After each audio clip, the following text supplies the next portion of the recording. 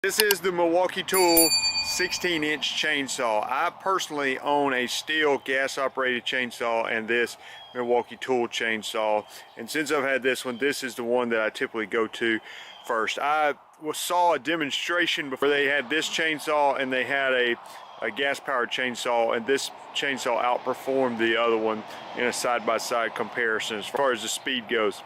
When you buy the kit, now, you know, if you get the tool only listing, then you're just going to get the chainsaw. You know, if you buy the kit, then it comes with the charger and an HD 12 battery. This runs off the 18-volt system, so it'll run off of any of the 18-volt batteries, but I would recommend a large one like the 12 that it comes with in the kit, because this is going to use a lot more power than, let's say, a Milwaukee drill or something, which you can use for hours on a battery, or you get away with a smaller battery.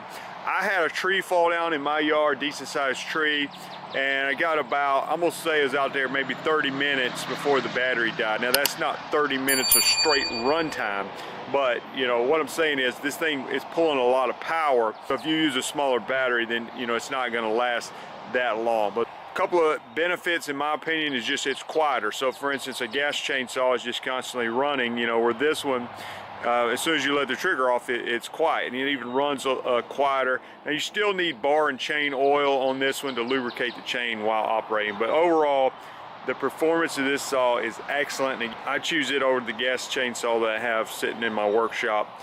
This is the one I go to more often. Of course, being battery, you don't have to worry about carburetors and things like that if your chainsaw sits on the shelf for a while.